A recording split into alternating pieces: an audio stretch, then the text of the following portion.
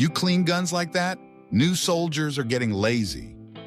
Probably just logistics staff helping out the armory. A short-haired woman in faded military tech gear, silently cleaning an M4 rifle in the corner of the weapons room. Nobody pays attention until she rolls up her sleeve. A silver tattoo appears. Black dragon with the code Omega 13. The general, just walking in, freezes. His eyes widen. That's the insignia of the unit I lost contact with 15 years ago. Meet Elise Cade, 38 years old, small frame, short brown hair, calm expression, wearing old military fatigues with no visible rank.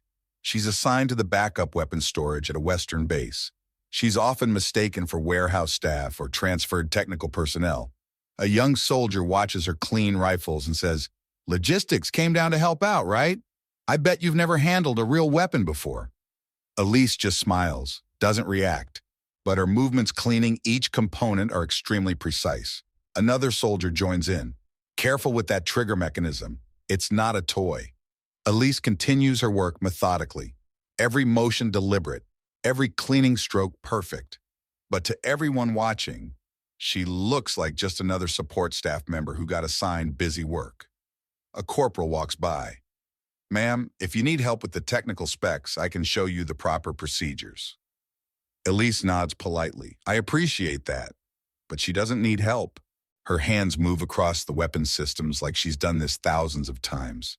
Disassembly, cleaning, inspection, reassembly, all in perfect sequence.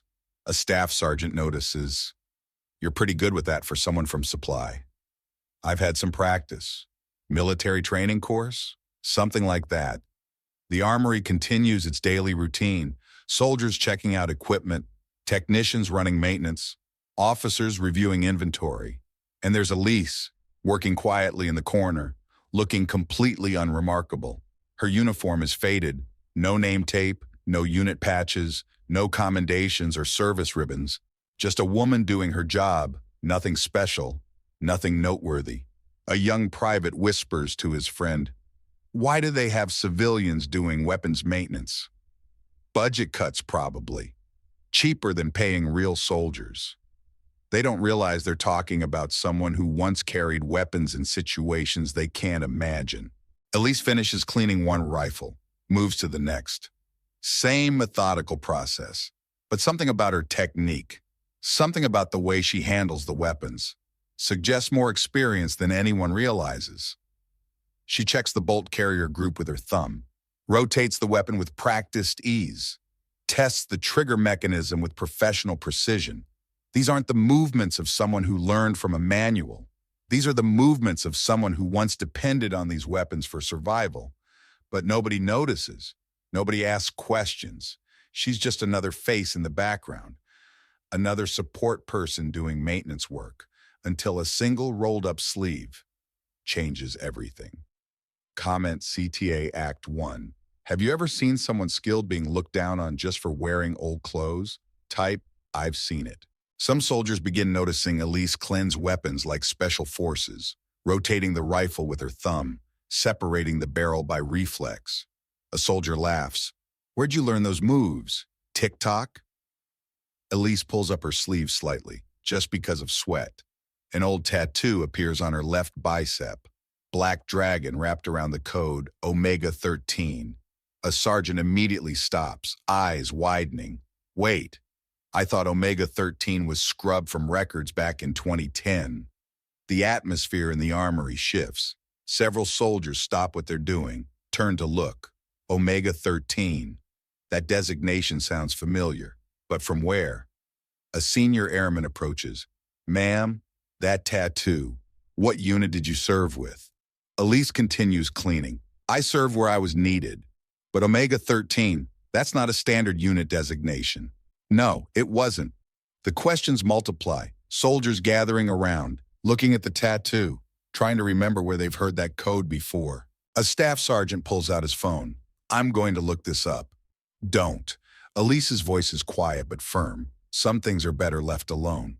But curiosity wins. The staff sergeant searches military databases, unit histories, classified operations. Most searches return nothing, no official records, no unit history, no personnel rosters. But then, a single reference, a footnote in a declassified after-action report. Omega-13, Specialist Survival Unit, Eastern Andes Campaign, presumed KIA after IED explosion. The room goes quiet. The staff sergeant looks up from his phone. This says everyone in Omega-13 was killed in action. No survivors. Elise pauses in her cleaning, looks up for the first time. Reports aren't always accurate. But it says here, complete unit loss. No survivors recovered. 3 of us survived. The weight of that statement settles over the room. A young soldier asks, "What happened to the other 2?" Elise's expression doesn't change. "They went home. I stayed." Why? Because someone needed to remember. Someone needed to carry on. The soldiers exchange glances. This isn't just a random support person. This is someone with a history, someone with a story, someone who survived something nobody else survived. A corporal asks, "Why are you here, in the armory?" "Because this is where I'm needed now." But you could have recognition, commendations, proper rank. Elise returns to cleaning the rifle. "I don't need recognition. I need to be useful." The tattoo on her arm seems different now. Not just old ink, but a memorial, a reminder, a connection to people who didn't make it home. A senior officer who overhears the conversation approaches. "Ma'am, if you're really from Omega-13, why isn't this in your personnel file?" Because some operations, some people, are better forgotten officially. What does that mean?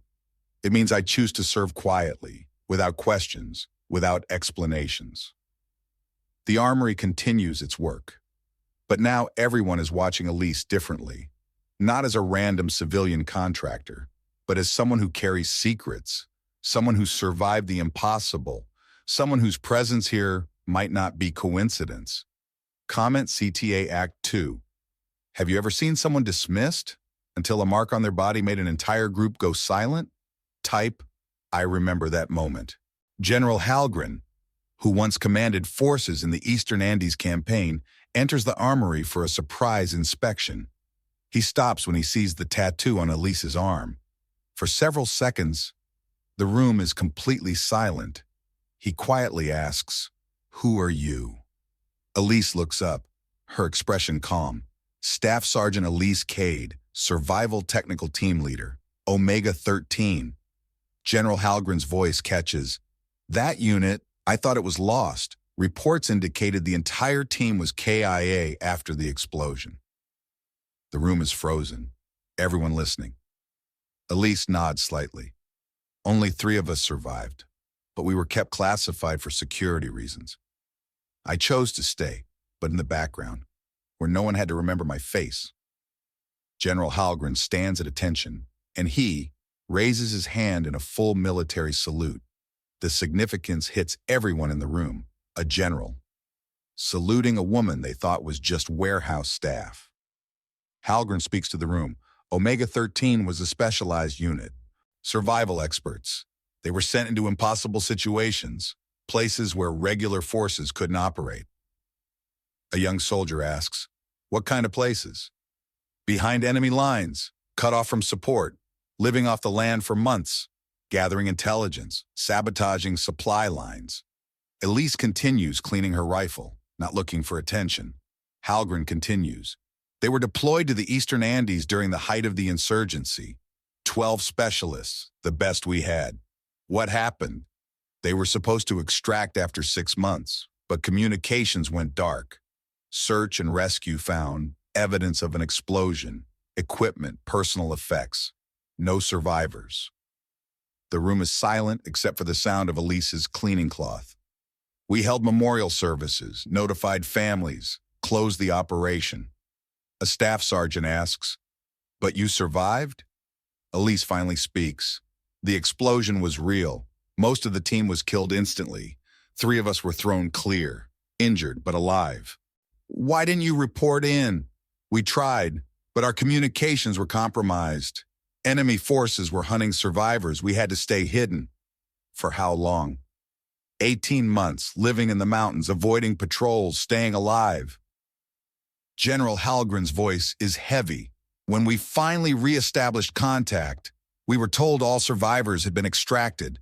I never knew. The other two were extracted. They were more seriously injured, needed medical attention. I stayed to complete the mission. Alone? For 6 more months, until the region was stabilized. The room processes this information. This woman, working quietly in their armory, survived 2 years behind enemy lines.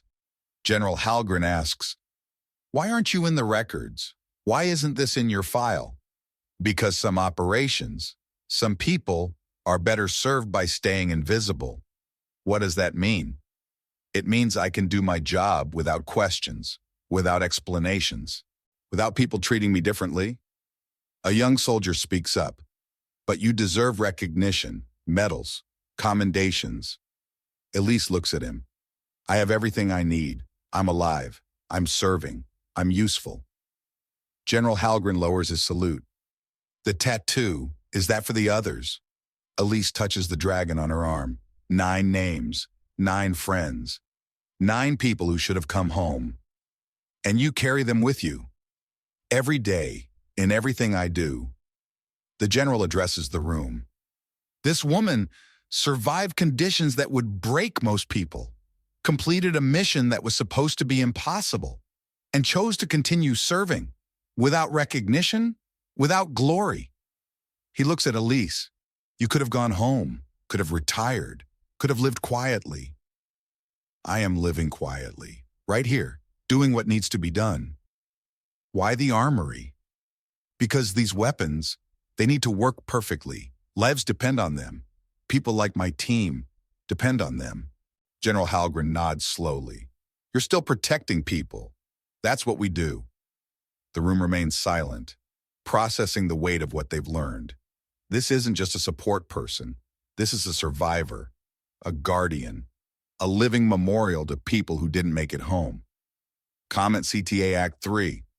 If you've ever underestimated someone, then discovered they were the last survivor of a legendary unit, right, I will never judge by appearance again. Elise continues cleaning rifles, but now nobody around her is laughing. A second lieutenant approaches hesitantly. "If you have time, could you show me how to disassemble weapons in muddy conditions?" Elise just nods. She doesn't need to prove anything else. Just one tattoo, one story that didn't need telling, and one salute from a general. The armory continues its daily routine, but the atmosphere has changed. Soldiers approach Elise with genuine respect, not because she demands it, but because she's earned it. A young private asks, "Ma'am, do you ever think about your team, the ones who didn't make it?" Elise pauses in her work. "Every day. But I don't think about what I lost. I think about what I can still do." "What do you mean?" "They can't clean these weapons anymore. They can't maintain this equipment. They can't make sure it works when someone needs it." She continues cleaning. "But I can. So I do." Another soldier asks, "Don't you want people to know about what you did, about what you survived?" Elise looks around the room. "Now you know. That's enough. But there should be records, official recognition. There are records. They're just not in files." She points to her tattoo. "They're here, in the work we do, in the people we protect." A staff sergeant approaches. "Ma'am, if you ever need anything, anything at all, I need these weapons to work perfectly, that's all. But personally, if you ever need, I have everything I need. I have purpose. I have work that matters." The afternoon shift begins. New soldiers enter the armory. The daily routine continues, but something has changed. The story spreads quietly. Word passes from soldier to soldier, not gossip, not rumors, but truth. About the woman in the corner, about the tattoo, about the general salute, about someone who survived the impossible and chose to keep serving. By evening, everyone on base knows, not her name, not her story, but her presence. The woman who cleans weapons in the armory is someone special, someone who carries the memory of heroes, someone who honors the fallen through daily service, someone who survived so others could survive too. Elise finishes her shift, puts away her cleaning supplies, prepares to leave. A young soldier stops her. "Ma'am, thank you." "For what?" "For staying, for continuing, for being here." Elise nods once, simple, quiet, then she's gone. But her presence remains, in the perfectly maintained weapons, in the respect of the soldiers, in the memory of 9 names carried by one survivor. Comment CTA Act 4. Type, "I will live kindly," if you believe some people choose silence, but one survived on behalf of their entire unit. One tattoo, one rifle, one woman mistaken for warehouse staff. But when the light hit that weathered skin just right, a general who once lost an entire unit stood at attention and saluted. Elise never spoke up, never demanded recognition. She just kept cleaning weapons, like every other day. But the entire unit learned something that day. Sometimes the strongest survivors are the quietest ones. The people who carry the heaviest burdens often carry them silently, not because they're weak, but because they're strong enough to honor the dead through daily service. Elise Cade chose the background because she had already stood in the spotlight of hell and survived. The greatest heroes don't need their names on monuments. They just need their work to matter, their service to continue, their fallen friends to be remembered. Through every weapon cleaned, every soldier protected, every mission completed, 9 names in a tattoo, one survivor in an armory, and a general who recognized that some sacrifices are honored best through silence. Share this if you've ever learned that the person you overlooked was carrying the weight of heroes on their shoulders.